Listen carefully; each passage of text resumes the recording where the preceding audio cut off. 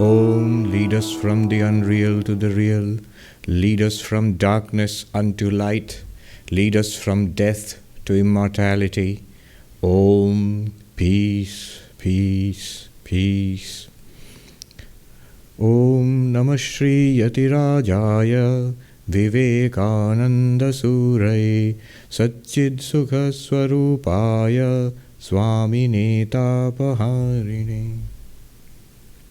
Today I would like to talk about Swami Vivekananda's lecture, Freedom of the Soul. So that's why we have titled this talk, Freedom. Swami Vivekananda starts with a very, what will feel like a very contemporary note today. He says that the Vedantic ideal of freedom is a very democratic kind of spirituality. He said that just as in the West we see that people are ever pushing for higher and higher ideas of freedom and democracy, that they find it intolerable that anybody should rule over them, from the rule of feudal chiefs to the rule of kings to a democratic nation where power is distributed equally among all citizens. And some of that process we see it's still happening. It's an ongoing process. What you see today in the streets of big cities and towns in the United States today. He says exactly the same thing happened in the realm of spirituality and philosophy in ancient India. In the Vedas, you find there's a movement from the many Vedic gods to one God, that there is one supreme power which rules and controls the universe. But at one point, the Vedic thinkers found even that intolerable. And so the one personal God was quickly made into an impersonal principle which is distributed throughout the universe, which is immanent in the universe, in every being, in everything, in everybody. So from many gods to one God, one personal God, the supreme creator of the universe, to an impersonal principle, an absolute, which is in and through everybody. So there is nobody who is like a ruler of the universe and the rest of us are ruled or subjects. You see, the movement towards one God, monotheism. Swami Vivekananda says in another place, in the West here, I am afraid your much vaunted monotheism is but halfway house. Beyond monotheism, see what happened was from many gods to one God, which is a primary teaching of the Abrahamic religions. Islam and Christianity get it from Judaism. But even before Judaism, the Zoroastrians were really the first who came to this idea that there is one God, Ahura Mazda, which is the supreme power in this universe. Swami Vivekananda says even this is halfway house. Beyond the one God, higher than that, subtler than that, is this absolute principle which is the reality of the entire universe, which is the reality within each of us. So from the personal God to the impersonal principle, which is, what is that impersonal principle in the entire universe? It is existence, being itself. All things which exist, objects and living beings, up to the highest God, all are manifestations of one fundamental being, which is called Sat, pure being. Not only is God deconstructed and found to be the absolute, but the human being, the individual, is also not left as a person. The Upanishads investigate the individual. And are we just bundles of flesh and bone?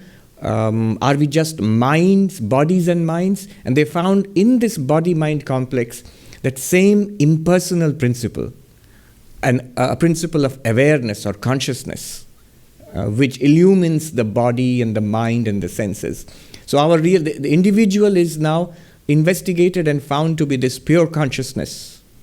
And the reality of the entire universe is found to be this pure being. And this pure consciousness and pure being were found to be in a grand synthesis, one and the same reality.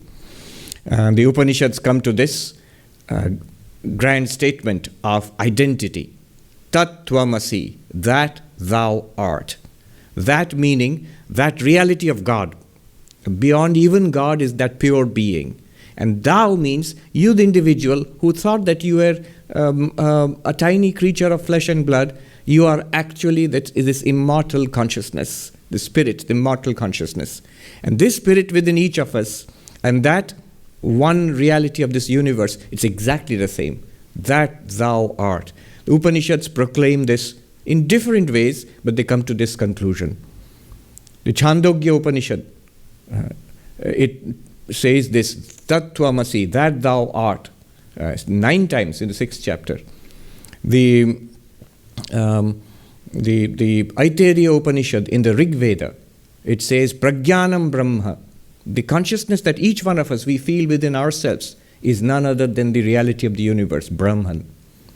The Brihadaranyaka Upanishad, from the Yajur Veda, it says, Aham Brahmasmi, I am Brahman. I who thought I was just this little creature, I am the absolute reality Brahman.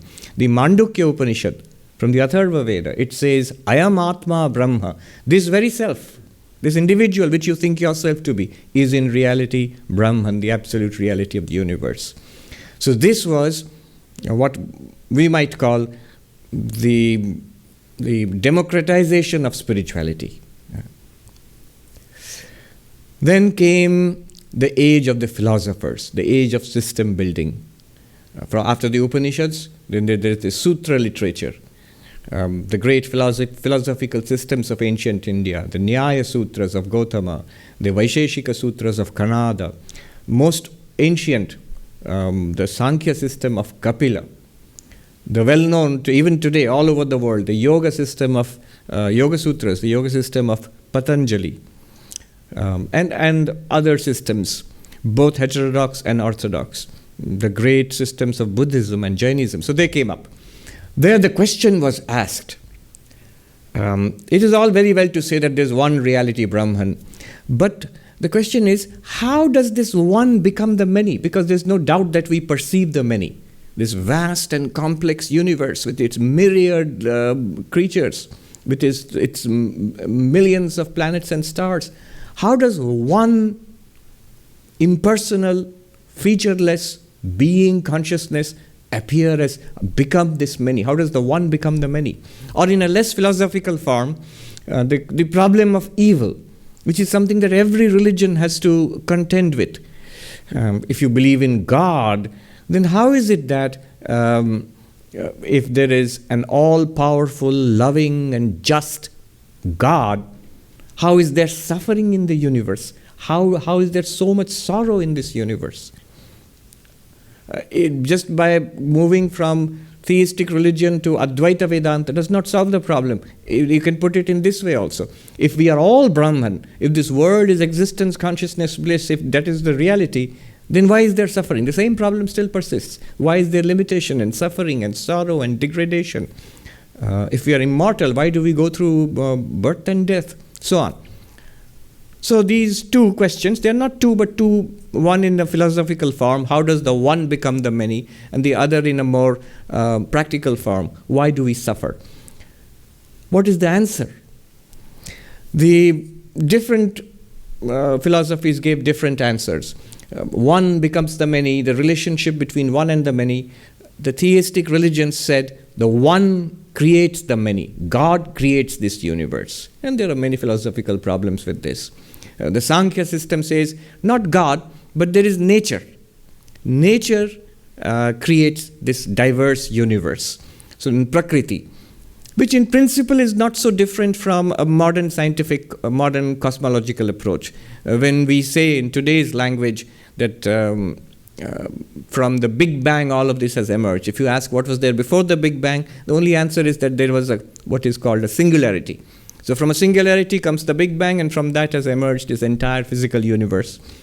Not so different in principle when the Sankhyan says From Prakriti, which is like a singularity, has emerged this entire universe of diversity. But anyway, one creates the many, whether it is God or Prakriti or whatever you call it. Advaita Vedanta says that not that the one has become the many, not that the one has created the many, rather the one appears as the many. One absolute reality, being, consciousness, bliss, Satchidananda, remaining that, appears as this universe. One remaining the one appears as subject and object. Swami Vivekananda says, one only exists. It appears as nature and soul, the subject and the object. It is not that the rope becomes the snake. The rope appears as the snake.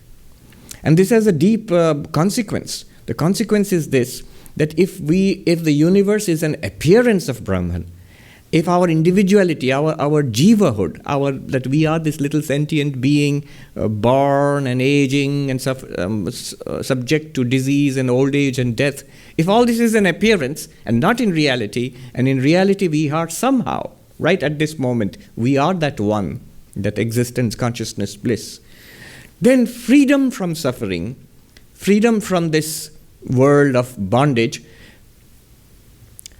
that freedom must be our nature already. If we are Brahman at this point, then we are already free. It is not a freedom that has to be gained. So some of the theistic, dualistic systems say that freedom is possible. Freedom from life and death, the cycle of life and death is possible. But right now we are in bondage. And by the grace of God, by our spiritual practices, and finally by the grace of God, we will go beyond bondage into freedom. Advaita opposes that. So Advaita says that if we are in bondage, and by spiritual practice or by the grace of God, if bondage ends and freedom begins, moksha begins, then there is a problem. The problem is that which begins did not exist earlier. If it did not exist earlier, it's quite possible that it will not exist later also. A moksha which was not existing, somehow it comes into existence, can again go out of existence. What good would that moksha be? If moksha, freedom, has a beginning, it could have an end. And a freedom which has an end, how is it in any way how is it better than samsara, which is full of beginnings and ends, creation and destruction, birth and death? So the dualistic idea of freedom, that it is something to be gained, which we do not have and we will have in the future, it has a logical problem. That's why Advaita Vedanta says, our bondage, our suffering, our limitation is only apparent. In reality, we are Brahman and our very nature is freedom, and we are already free. It is just that we do not know it, just that we do not see it. So if there is bondage at all, the bondage is of the nature of ignorance, of not knowing our innate freedom. Moksha is our swarupa. Freedom is our very nature. So this is basically the thrust of Swami Vivekananda's talk, that the freedom is the very nature of the soul. It is not something that the soul gains, had, lost, and will gain again. It's not something that the soul has to earn by its sadhana. Rather, spiritual practice at most can remove the delusion that we are not free. Evil, suffering. Why is there suffering? Similarly, the dualistic systems, they conceive of suffering in different ways. One way has been to blame evil on a power. So God is on the side of the good, and there is a power, call it Satan or Shaitan, the devil, which is the source of evil. Here also, it was the Zoroastrians who first came up with this idea. So Ahura Mazda was the god of light, the god of the universe. And all problems, all suffering and evil was caused by an entity called Ahriman, the forces of darkness. And the whole of the universe was understood as this perpetual struggle between light and darkness, and we human beings have to choose the side of light to be saved. So this idea is a dualistic idea. Vedanta does not agree with it. Vedanta says what we consider to be evil is a superimposition, and appearance. No more real than the snake which is imagined on the rope by error, by mistake. Not knowing that we are the limitless being, not knowing that we are this constant awareness, not knowing that we are this infinite bliss. We think that we are these limited creatures of flesh and blood, that we have to seek for happiness, we have to seek for security in this inconstant world, and we suffer, this ocean of samsara. So suffering and evil are superimpositions. In the technical word is adhyasa, an appearance, an unreal coating, if you will. It is that infinite being, Sat, which we are, which appears in our life as life and death, birth and death. It is that infinite consciousness which appears in our life as knowledge and ignorance also, that we know certain things and we know that we are ignorant of certain things. Both are kinds of knowledge. And so this one consciousness appears as all kinds of knowledge and ignorance in our lives. It is that one infinite bliss, Ananda, which appears as the rishis, Swami Vivekananda says the rishis were bold enough to say all the worldly joys, big and small, intense and dull, all kinds of worldly pleasures, they are just drops in the ocean of bliss which we are. So it's our own nature which is appearing as this world. At this point, to understand this, we must confront the objections to this. Just yesterday, Professor Arindam Chakravarti was telling us that to understand any kind of Siddhanta conclusion, one must examine the opposite point of view also. The most powerful objections to this philosophy should be taken up in all seriousness and investigated. Once you know the opposition, once you know the objections thoroughly, then only you can understand the depth of your own position.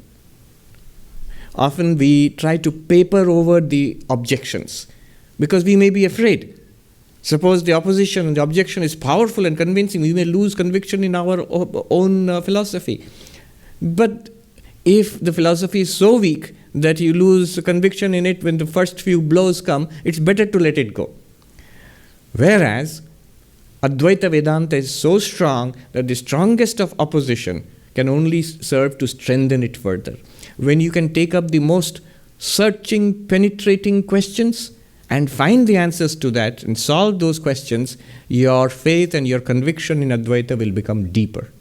So what are the major objections to this kind of a philosophy? Swami Vivekananda, this is all from Swami Vivekananda's talk. I was seeing that he raised most powerful objections to Advaita. If you look at his presentation of Advaita, it follows the format of Shravana, Manana, Nididhyasana. First, he tells us the truth, which we were talking about, the Upanishadic truth, that you are Brahman. Then in Manana means the process of reasoning and reflection. He raises these powerful objections, which we will look at now, and then find solutions to it. And then finally the stage of Nididhyasana, meditation or assimilation. So what are these objections?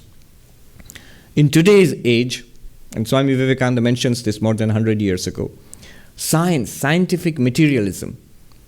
Scientific materialism says that matter and energy are real, not your consciousness, Atman, Brahman.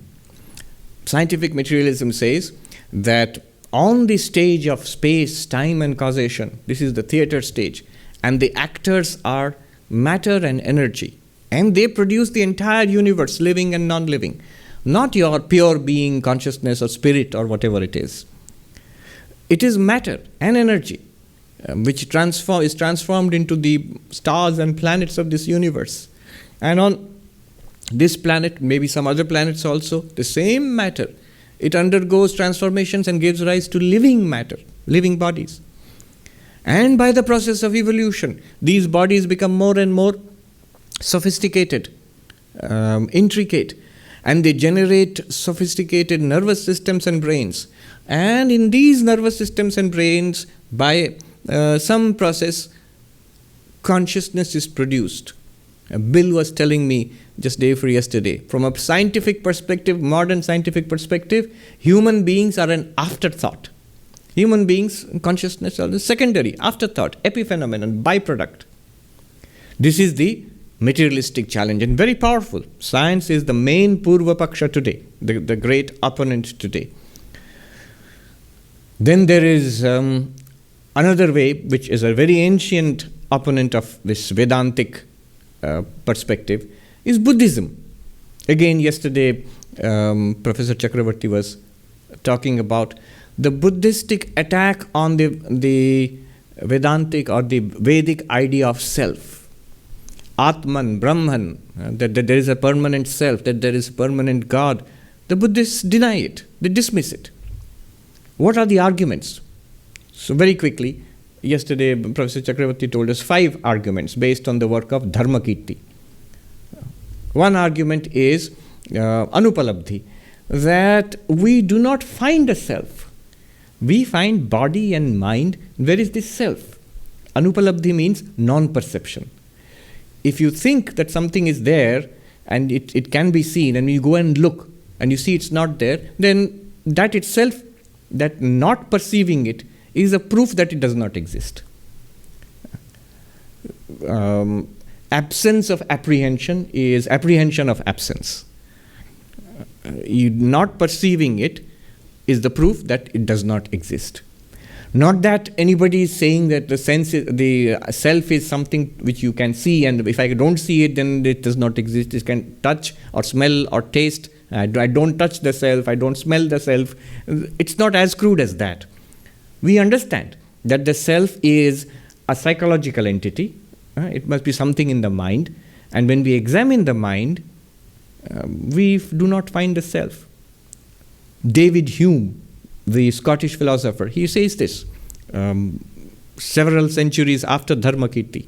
He says that when I examine my mind, I find sensations, pleasant or unpleasant or neutral. I find thoughts and memories and ideas and pleasures and pains. I do not find the self.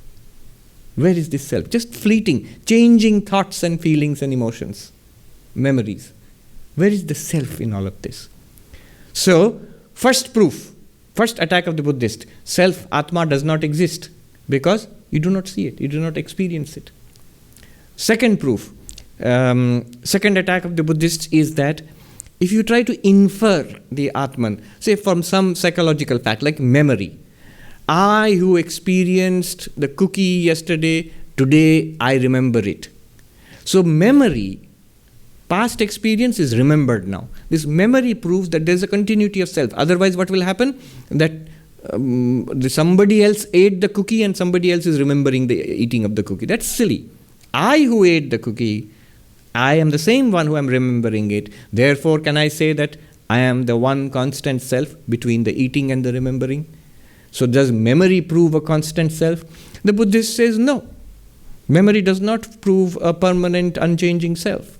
The idea of samskaras, a changing bundle of traces giving rise to memory at each instant. It can explain memory.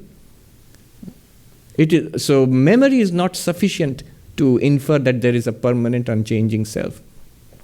In fact, Buddhists will go further and say, how can an unchanging self register experiences and recall them in memory? That needs some change. So unchanging self is not proved by memory. Another attack could be, the Buddhist attack is substance and quality.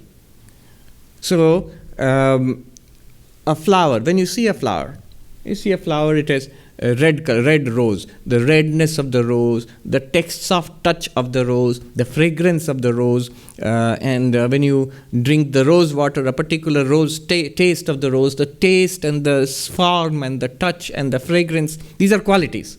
And the idea was that there is a substance which holds the qualities. That's a Nyaya idea. Dravya is necessary for guna. Substance is necessary for quality. So there is a substance called a rose in which the qualities, the form, the taste, the smell and the touch, they all inhere in that. The Buddhist says why? Why is a substance necessary to hold the qualities? Why not a bundle of qualities only? And has anybody seen the substance without the qualities? No. So why would you claim that there is a substance apart from the qualities, in which the qualities remain? So why do you say that there is a permanent Atma in which all the other characteristics inhere, or Atma which possesses this body-mind complex? So substance theory cannot be used, is not justified, and you cannot say on that analogy that there is an Atma, there is a self. Another is, by seeing the intelligent action of other beings, I can infer that there is a self in them. I, the self, have a desire to speak, and then I can see that I am speaking. So when others speak, I can infer that there is an intelligent self in each of them, just like in me, in them also. That also the Buddhist says it is a flawed inference, and there are reasons why. That you cannot infer that there is a self, either in myself or in others, just by looking at intelligent action. That is the fourth one. Another objection. So these are not objections that Swami Vivekananda gave. Swami Vivekananda just said that the Buddhists say that there is a series of changes in the mind, and those changes give the illusion of a permanent Atma. Series of thoughts and feelings coming in process, like a stream of consciousness, and they generate the illusion that there is a permanent self. But just for the sake of completion, the fifth objection of the Buddhists to the self is that cognition. So when I experience an object, and that is the object of my knowledge, and I have the knowledge of that object, these two are indubitable. You have knowledge and you have this object of knowledge, but knowledge is a relationship. So a relationship must have at least two terms. Here is the object, and there must be a subject. So every knowledge proves that there must be a subject, that I am the subject of my knowledge. Subject, object, and in between there is knowledge. If you have object, clearly you are aware of different objects, and you have the knowledge, that is also very clear. If the knowledge is a relationship, then the other term, the subject of that relationship, must be there. So in more technical language, intentional object proves that there must be an intentional subject also. The Buddhists deny this entirely. For them, these relationships are not real except the causal relationship, and so the intentionality does not prove the existence of a permanent subject. So for these 5 reasons, the Buddhists say that there is no Atma. No Atma, Brahman, nothing like that. What is the answer then? What would Advaita, what would Vedanta say to this? Swami Vivekananda says, just look, there are these two sides. One side, the materialistic side, maybe modern scientific materialism, or in an entirely different form, Buddhist momentariness. They say that there is this continuous changing matter, and consciousness is an appearance or a byproduct or even an illusion. There are theorists, philosophers today, like Daniel Dennett, who say that consciousness, they go to the extent of saying consciousness is an illusion, it's an appearance. Matter is real. So Swami Vivekananda, more than 100 years ago, says that there is this side which says matter and energy are real, your consciousness is a byproduct or even an illusion. On the other side is Advaita Vedanta, which says consciousness is real, matter is an illusion. Brahma Satyam Jagat Mithya. Brahman is real, the world is an appearance. Consciousness is real and the world, matter is an appearance. Which side will you take? These 2 positions, just diametrically opposite. And this is Swami Vivekananda, more than 100 years ago. He puts these 2 positions and says, which side will you take? And he says, certainly I will take the side of consciousness or spirit. Why? Why? He says the arguments are stronger on this side. What are the arguments? Why would you take that consciousness is real, matter is an appearance? Why would you take that we are not bodies and minds really, though we appear to be, but we are actually consciousness? Why? He gives 2 reasons.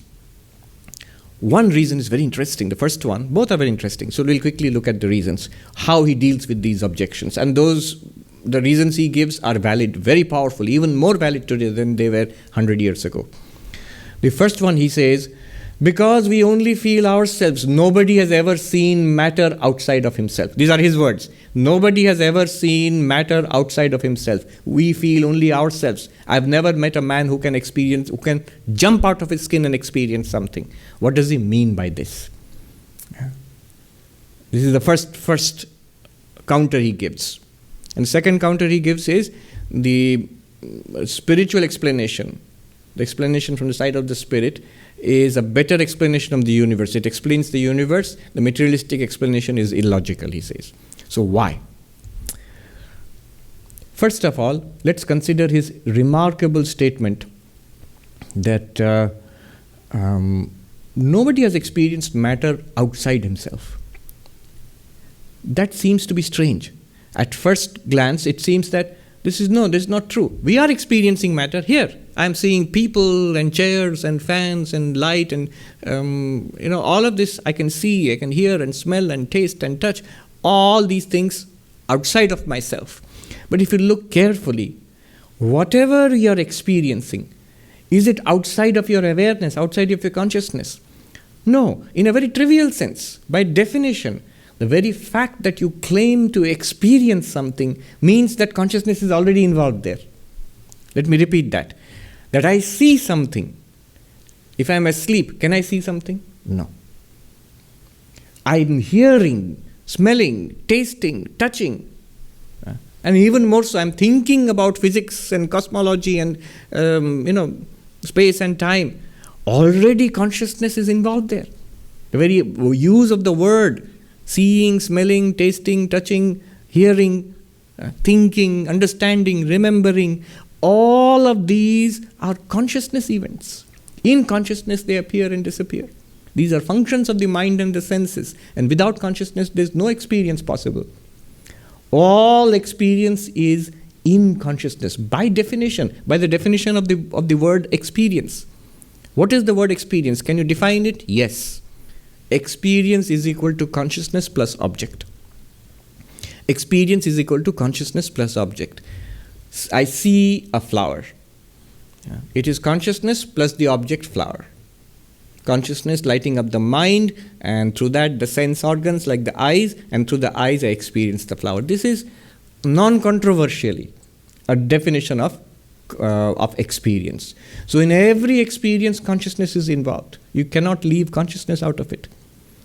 Swami Vivekananda says, nobody has ever experienced matter outside oneself. Oneself means outside consciousness. The philosopher Galen Strawson, he wrote an article called The Hard Problem. He talks about the hard problem of matter, slightly half humorously, but half seriously also. He says, we talk so much about the hard problem of consciousness, that how can a brain produce consciousness? How can matter of the brain produce first-person experience of consciousness? So-called hard problem of consciousness. He says, there is no hard problem of consciousness really. We have already convinced ourselves that there is something called a brain which is producing consciousness, and then we can't imagine how brain is producing consciousness, and we say hard problem. But really speaking, consciousness is directly evident to all of us all the time. The first thing that we are aware of, or through which we are aware, is consciousness. Everybody, all the time. Without that, we cannot be aware of anything. Without that, we cannot have any experience. So consciousness is fundamental to our experience. After that, he says, comes matter. It is through that consciousness that we are aware of the body and the physical world, and we study it and we find matter. What matter is the real question. And he says, as we investigate matter more and more, modern physics, matter is he says it's disappearing before our very eyes. From molecules to atoms to subatomic structures to protons and neutrons to quarks, and now they're talking about superstrings. So, what is matter? That is becoming more and more a mystery as you study it deeper and deeper. Consciousness is not a mystery, it's directly evident. Only if you say matter produces consciousness, it becomes a mystery, becomes hard problem of matter. Almost exactly in the same tone, 100 years ago, Swami Vivekananda is saying, matter is never experienced by anyone outside oneself. Then he goes further and says this cryptic statement, We only feel ourselves. We only experience ourselves. What does it mean? All that we experience is consciousness. That sounds very new agey, but that sounds crazy. No, it is not, and it can be demonstrated. It can actually be demonstrated right now. This comes from Greg Good, who is here in New York, who is a psychologist and an Advaitin, non-dualist, Advaita Vedanta, and modern psychology. And he gives this very nice thought experiment to show how we experience only ourselves, how consciousness is the only thing that is experienced by us. Consciousness experiences consciousness. How? This is what he proposes, step by step. Start with a very ordinary experience. Just imagine, or you can do it practically also. You're looking at a flower, maybe a red flower. Now, in the first stage, he says, ask yourself this question: is there a flower apart from the seeing of the flower? I'm seeing a flower. So, is there an object called a flower apart from the seeing? Is there something called a flower which says, hey, I am a flower apart from your seeing? You are seeing a flower, and apart from that, there is something, some object called flower. See, your mind tells you. So ignore that. Just attend closely to your experience, actual experience of seeing the flower. In seeing the flower, you will find all that you are experiencing is seeing a flower. Color, red, the shape of the flower. That's what you are seeing. Apart from that, is there an actual object called a flower which you are experiencing? No. All you are experiencing is seeing the flower. Stage 1. We have no evidence of an object apart from we have no experience of an object apart from the sensing, whether it's seeing, hearing, smelling, tasting, touching. Apart from that there is a separate object which we label flower out there. This is mind doing it. Not experience. You are not experiencing it. So stage 1, no object apart from the experiencing. This itself takes some time getting used to, but you will see all you have to do is calmly settle down and attend to your experience of seeing a flower. You will see all that there is seeing the flower, not a flower separate, not an object item separate from your seeing. So seeing is going on. Now the second state is that seeing of the flower, is it anything apart from your awareness? In your awareness comes a picture of a flower. Apart from that awareness, is there any seeing going on? First of all, is there any object apart from the seeing? No. Now, second question is there any seeing apart from awareness? No, it's impossible. By very logic, you will see that if there is no awareness, there's no question of seeing. If you fall asleep, you can't see anything. While you are seeing, you will see that this flower is like a picture on a screen. The screen is awareness, suppose, and the picture is like a movie on that screen. On the screen of your awareness, there is the movie or the picture of a flower which is playing. Just as the movie does not exist apart from the movie screen, similarly, the seeing of the flower also does not exist apart from the consciousness. You can imagine the consciousness as an ocean in which the seeing of the flower is a wave in that ocean. Just as the wave does not exist apart from that ocean. Before the wave, only the ocean was. During the wave, only the ocean is. And when the wave subsides, it goes back to the ocean. Even when the wave has come, it is not something apart from the ocean. Even when the seeing of the flower is going on, it is not anything at all apart from consciousness or awareness. So in the last analysis, in every knowledge, in every experience, all that you, consciousness, are experiencing is yourself, consciousness. Consciousness experiences consciousnness. Swami Vivekananda, more than 100 years ago, he says, we feel only ourselves. Where is, even the evidence for matter requires consciousness. You see, the problem is, in the scientific approach, in the materialistic scientific approach, It is true that all the experiments that we do, all the data that we collect is through the mind and the senses with the help of the consciousness collects all this data. But in the scientific process, it was found very soon, you can leave the mind, the subject, out of this experiment because it's constant. You need not keep saying the mind performed this experiment 1, then the mind performed this experiment 2, the mind performed experiment 3. You can leave that mind out of it and say experiment 1, 2, 3, this is the data, and you come to a conclusion. Objective method. If you keep the mind in the process, again, problem is different minds also contribute. There will be subjectivity will be introduced to it. So for certain reasons, it was found that science works best when you are objective, when you leave the subject out of the equation. Now the problem is, when you start studying mind and consciousness, it leads to this approach leads to a serious problem.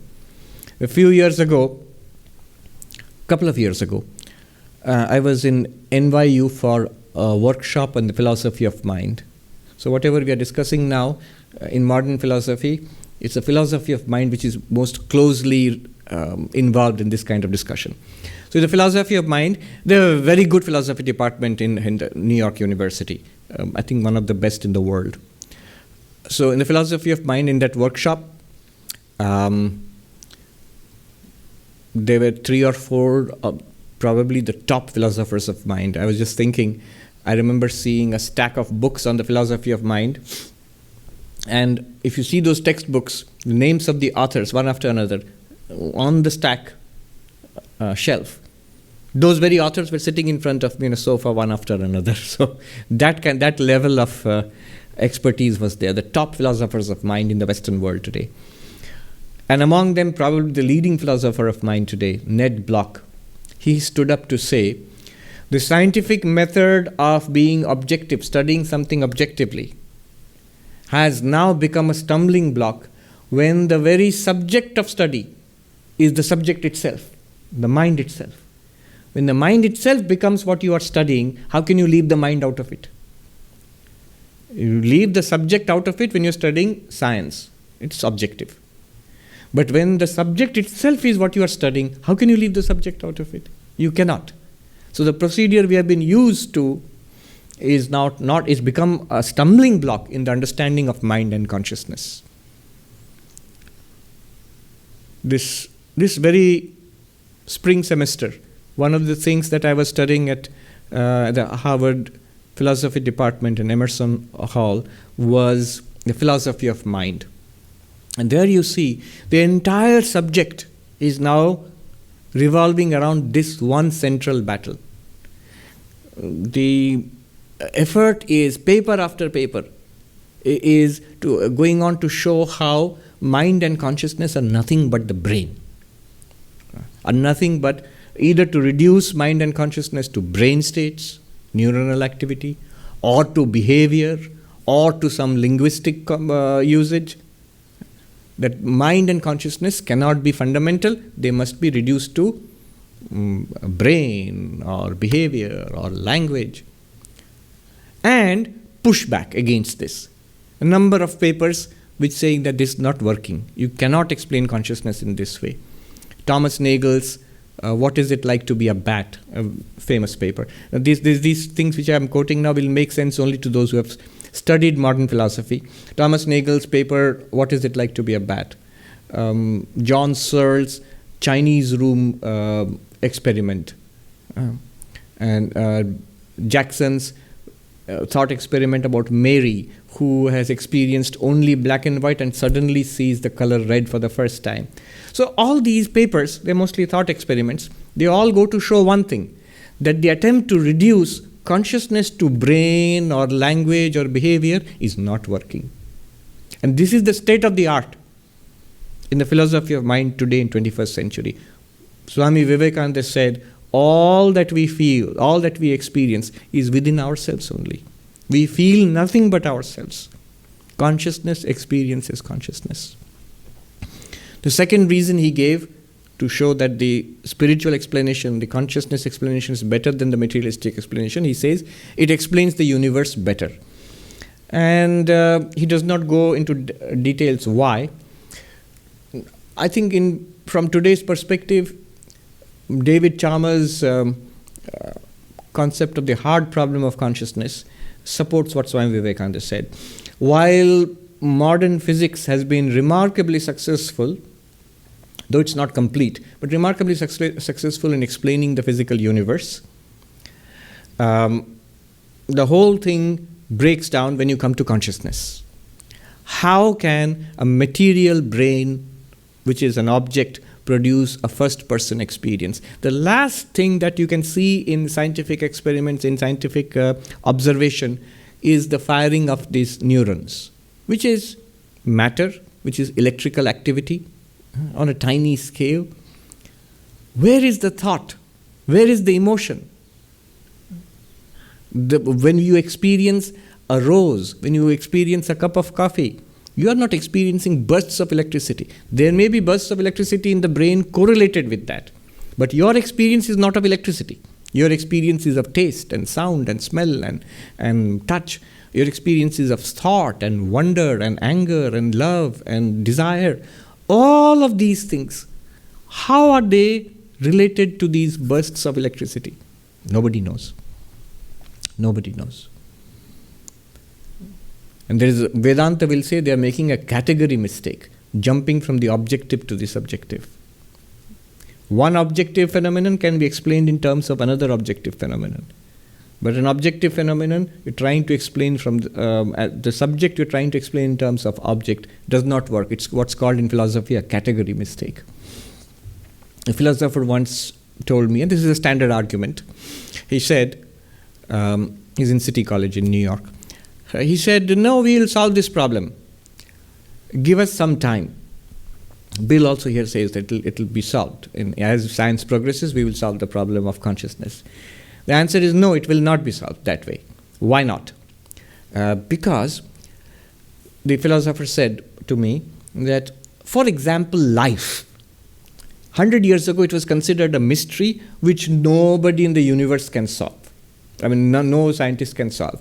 But today, within 100 years, we have understood the phenomenon of life to a very great extent, down to the molecular activities in the living cells. We have understood. We know what is basically life, what's going on in life. Similarly, give us time. We are studying the brain and the nervous system to great depth. So within the next 30, 40, 50 years, we will be able to explain consciousness just as we have been able to understand life in terms of fundamental activities of the cells. Similarly, we will be able to explain consciousness in terms of brain activity. What's wrong with this? This is called promissory materialism. I have no explanation right now, but I promise to give you an explanation after 40, 50, 100 years, just as we have explained many things over the last 100, 200 years. What's wrong? From a Vedantic perspective, the mistake is very evident. You have explained an objective phenomenon, life, in terms of other fundamental objective phenomena, molecular activity. No problem there. Even in Vedanta, it's admitted, prana is objective. Vital functions are objective. Now when you say, I will explain consciousness, which is not an object. Everything is an object to consciousness, but consciousness is not an object. And so now you say, I will explain consciousness in terms of objects. You're already making a category mistake. Object explained in terms of other objects, all right, I see in principle that it could happen. But consciousness explained in terms of objects is a category mistake. Vedanta says it's not possible. You do not see the jump you are making. So this is the problem. What the advantage on the Advaitic side is that it gives an explanation for consciousness or gives a place for consciousness and leaves modern science untouched. You see, the beauty of Advaitic, the Vedantic approach is that it does not challenge science. It would be problematic. Some religions actually challenge science and they always lose because science is based on experimentation, data and truth. Advaita does not challenge science at any point. Every scientific advance and explanation is welcome. It broadens our understanding of the objective universe. And the whole objective universe is lit up by consciousness. Is given existence by Sat, by pure being. So it's a more complete explanation of life and the universe. Advaita Vedanta is fully compatible with advances in modern science, in cosmology, in quantum theory. I don't know enough about that, but more I hear about it and more I meet scientists. I was just reading de Broglie and Heisenberg and a number of other scientists. They say things which are very compatible with Vedanta. That's what I will say. It's not Vedanta as such, but very compatible with Vedanta. That's what Swami Vivekananda said, that I will take the arguments on the spiritual side, on the consciousness side, because they give a more complete explanation of the universe and of life. So this is how Swami Vivekananda answers the major objections from, say, scientific materialistic reductionism, from the Buddhistic non-self type of arguments. Now there are some practical questions also. A question might be that, won't this kind of a teaching that you are Brahman, won't it lead to immorality? I can do anything, I am Brahman, so I am beyond suffering, I am beyond sin. So one can commit crimes in the name of Advaita Vedanta, one can lead to an immoral life. Another question could be that, yes, you can say that you are Brahman, but it's very difficult to show it in your life. It's very impractical. It's difficult to live it in your day-to-day life. And Swami Vivekananda says, so what? Every child who is born sees the sky far away. Just because the sky is very far away, does that mean we will not look up to the sky? It's difficult to get nectar and drink it, does it mean we have to drink poison? If non-dualism seems to be difficult, do you have to be stuck with dualism? Why? He says what is difficult now, as we move towards it, it will become easier and easier till we realize that it's our very nature. We must make that effort, he says. He says always it is bringing the ideal, making it living is always difficult. Dragging down the ideal, I cannot realize non-dualism, and therefore I will make it dualistic. Dragging down the ideal to my present miserable life, that is easier. It's more difficult to push my life up to the ideal, but then we still have to make the effort. There is no other way. As to the first question, will Advaita lead to more immorality in society? He says absolutely not. He says, I'm convinced the contrary is true. It is because of weakness, he says, that man is immoral. It's because of weakness that we suffer. It is because of weakness that we die. It is because of weakness that we tell lies, that we steal and kill and commit other crimes. Weakness is the source of evil. Weakness is the source of immorality. Strength is just the opposite. He says, strength is the remedy for the world's disease. It is strength that is the medicine that the poor must have when tyrannized over by the rich. And it is strength which is the medicine that the ignorant must have when oppressed by the learned. And it is strength, he says, which is the medicine that every person, he says, who is a sinner must have when he is tyrannized over by other sinners. Nothing makes us stronger than the Advaita. He says, this is the language of Swami Vivekananda. Nothing makes us stronger than this idea of monism, Advaita. Nothing makes us more moral than this idea of than Advaita. Nothing makes us work better at our highest and best than Advaita, when the entire responsibility is thrust upon us. Advaita puts the entire responsibility on you. There is no personal God to carry our burden. There is no devil or Satan to put the blame on. The entire responsibility is upon us. Then we perform at our best. Then we strive. If this be the truth, Swami Vivekananda says, then why not teach it to everybody? If we are pure already, if we are free already, then why not teach it with a voice of thunder, his language? Why not teach it with a voice of thunder to every man, woman and child that lives? Why not teach it to the man on the throne and the man sweeping the streets? Why not teach it to sinner and saint alike? So this teaching of Advaita, he says, this is the thing which is to be taught now. He gives a very beautiful, this is the prayer, the only prayer of the non-dualist. And just imagine more than 100 years ago here in New York, he's quoting from Shankaracharya's Nirvana Shatakam.